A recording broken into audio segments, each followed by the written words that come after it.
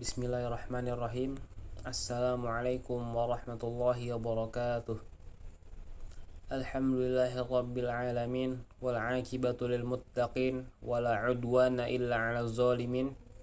Wassalatu wassalamu atammani akmalani ala sayyidil mursalin wa imamil muttaqina qaidil ghurril muhajjalin sayyidina wa nabiyyina Muhammadin wa ala alihi wa sahbihi ajmain, amma ba'du.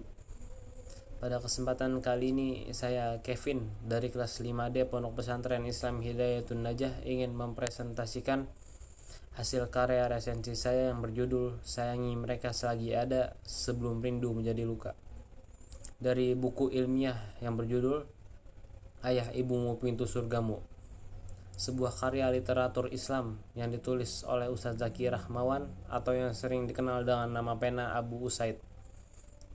Buku ini diterbitkan oleh Pustaka Imam Asy-Syafi'i pada cetakan Maret 2021 dengan ketebalan mencapai 222 halaman. Jika kita melihat riwayat kepengarangan Ustadz Zaki Rahmawan, merupakan seorang da'i sekaligus pendidik yang sangat aktif menggalakkan dakwah di daerah Magelang, Jawa Tengah. Latar belakang akademis beliau cukup unik dan luar biasa, di mana beliau merupakan lulusan sarjana perhutanan sekaligus magister pendidikan dari Institut Pertanian Bogor. Di samping latar belakang pendidikan umumnya, beliau juga mendalami ilmu-ilmu syar'i melalui kajian kitab-kitab para ulama klasik maupun kontemporer. Beliau secara rutin mengisi kajian keislaman dan aktif menulis materi dakwah yang berfokus pada perbaikan akidah, adab, serta problematika kehidupan keluarga muslim. Melalui latar belakang tersebut, buku Ayah Ibumu Pintu Surgamu ini disusun dengan pendekatan yang sangat kuat, memadukan tuntunan syar'i dengan realitas kehidupan sosial yang kita hadapi sehari-hari, seperti saat ini. Memasuki isi buku, karya ini secara komprehensif mengupas urgensi dari birrul walidain, yaitu kewajiban berbakti kepada kedua orang tua.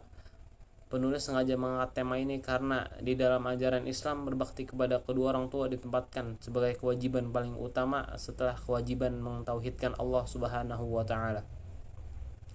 Pada bab-bab awal, penulis memberikan batasan teoritis yang sangat jelas mengenai perbedaan antara birrul walidain dan lawannya, yakni uququl walidain.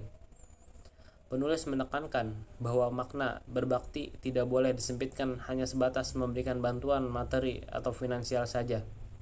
Lebih luas dari itu, birrul walidain mencakup seluruh aspek kebaikan yang dilakukan anak, mulai dari penggunaan tutur kata yang lemah lembut, sopan, sikap hormat, kepatuhan dalam hal-hal yang baik, pemenuhan kebutuhan emosional orang tua sesuai kemampuan anak, hingga kewajiban untuk senantiasa mendoakan mereka di setiap waktu.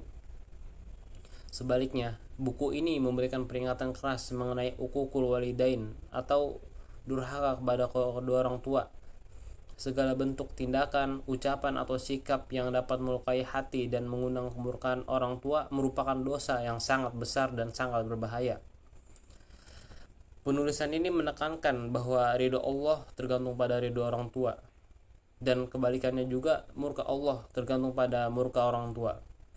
Konsekuensi dari kedurhakaan ini tidak main-main. Durhaka kepada orang tua adalah salah satu penyebab disegerakannya azab di dunia berupa kesengsaraan hidup dan di akhirat kelak, yang akan menghantarkan pelakunya ke dalam siksa neraka yang amat sangat pedih. Salah satu nilai lebih dari buku ini adalah keberanian penulis untuk membedah problematika yang sering terjadi pada tatanan keluarga modern. Penulis menyoroti fenomena anak-anak zaman sekarang yang tinggal berjauhan dengan orang tua karena alasan pekerjaan, pernikahan, atau pendidikan. Seringkali jarak geografis ini dijadikan alasan bagi anak untuk bersikap tidak peduli dan berlindung di balik kata sibuk. Penulis mengingatkan dengan sangat tegas bahwa materi atau kiriman uang yang rutin dikirimkan dari kejauhan tidak serta-merta menggugurkan kewajiban berbakti. Kenyataannya, orang tua di usia senja seringkali tidak lagi membutuhkan harta, melainkan membutuhkan kasih sayang yang ikhlas, perhatian, dan kehadiran anak, meskipun itu hanya melalui komunikasi telepon. Jika seorang anak mengabaikan kebutuhan psikologis orang tuanya hanya karena alasan sibuk, maka tindakan tersebut dapat dikategorikan sebagai bentuk menyanyiakan orang tua yang berujung pada kedurhakaan. Oleh karena itu, meluangkan waktu secara khusus bukan sekadar menyisakan waktu luang adalah sebuah keharusan dan kewajiban. Selain itu, buku ini juga menjawab kebingungan yang sering dialami anak ketika menghadapi situasi di mana orang tua memerintahkan sesuatu yang bertentangan dengan keyakinan agama, seperti kemaksiatan atau kesyirikan. Penulis memberikan solusi yang sangat berimbang. Secara prinsip, ketaatan kepada Allah harus mutlak diutamakan, sehingga perintah maksiat tersebut wajib ditolak. Namun demikian, penulis menegaskan bahwa penolakan tersebut sama sekali tidak boleh disertai dengan sikap kasar, membentak, atau merendahkan martabat orang tua. Seorang anak tetap diwajibkan untuk menjaga adab, menghormati, dan memperlakukan kedua orang tuanya dengan cara yang baik dalam urusan dunia. Untuk memberikan motivasi yang mendalam bagi pembaca, Ustadz Zaki Rahmawan ini menjabarkan berbagai buah manis atau keutamaan yang akan diperoleh seorang anak yang berbakti. Berbakti kepada kedua orang tua merupakan kunci utama dibukakannya pintu rezeki dan dipanjangkannya usia di dalam ketaatan kepada Allah Subhanahu wa taala, serta menjadi wasilah datangnya pertolongan Allah Subhanahu wa taala di saat kita menghadapi jalan buntu dan kesulitan hidup. Keutamaan ini tidak hanya disampaikan dalam bentuk teori, melainkan diperkuat dengan penuturan kisah-kisah keteladanan dari para nabi, sahabat, dan ulama terdahulu.